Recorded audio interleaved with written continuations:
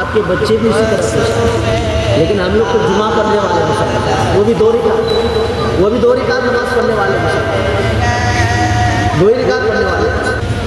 صرف 2 رکعت مت پڑھیے، 2 رکعت فرض ہے. جمعہ میں 2 رکعت فرض ہے. اس سے پہلے بھی 4 رکعت سنت موقع ہے، اس کے بعد بھی 4 رکعت سنت موقع ہے. واجب سے دور ہے، سنت سے دور ہے، نوافل سے دور ہے. تو ہمیں تو اپنی اخروی زندگی کو دیکھنے کی ضرورت ہے کہ آخرت میں کیا ہونے والا ہے،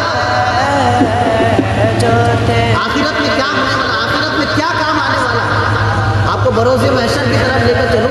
حضرت شیخ سعدی فرماتے ہیں بروز محشر جا اداس بود اولی کوشش نماز بود. محشر کے دن جب جان پگھلی ہوئی ہوگی نا، محشر کے دن جب لوگ پریشان ہوں گے، لوگ مصیبت میں مشکلوں میں مبتلا ہوں گے، تو کس وجہ سے ہوں گے؟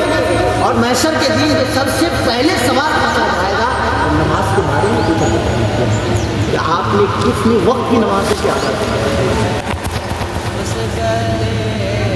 آج بچہ بالغ ہو جاتا ہے تو بالغ 11-12 سال کے بعد اس کے اوپر نماز فرض ہو جاتی ہے.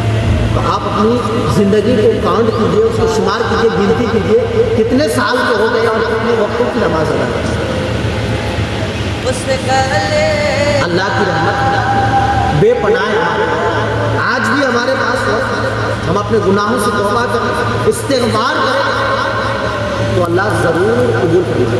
خدا اللہ فرماتا ہے ان اللہ یحب التوابین، بے شک اللہ توبہ کرنے والے کو پسند کرتا ہے. ہم سے جو گناہ ساخی ہو چکے، جو خطائیں ہو چکی ہیں، اس سے ہمیں توبہ کرنے کی ضرورت ہے، اللہ کی طرف لوٹنے کی ضرورت ہے. ہم کہتے ہیں حضور غوث اعظم کے ماننے والے ہیں. حضور غوث اعظم رضی اللہ تعالیٰ عنہ اس وقت کھانا نہیں کھاتے تھے جب تک آپ یہ کلام پاک پڑھنا چاہتے. آج تو ہمیں کہا کلام پاک پڑھنا ہی نہیں. سب سے بڑی بات کچھ لوگ ایسے بھی ہوں گے جن کو کلام پاک پڑھنا ہی نہیں. میرے دوستو، آپ کو نہیں آتا ہے، آپ کی زندگی گزر گئی، کم سے کم آپ اپنے بچوں کے بارے میں سوچیں. اپنے بچوں کو دین اسلام کی طرف رغبت کریے، بچوں کو دین اسلام کی تعلیم دینے کے لیے متوجہ ہو جائیے، تاکہ ہمارا بچہ اگر کچھ سیکھ لے نا تو اس سے بھی ہمیں فائدہ ہو سکے. اللہ کے رسول صلی اللہ علیہ وسلم خود فرماتے ہیں کہ جب انسان مر جاتا ہے، اس دنیا سے چل جاتا ہے، تو اس کے سارے اعمال ختم کر دیے جاتے ہیں سوائے 3 عمل کے.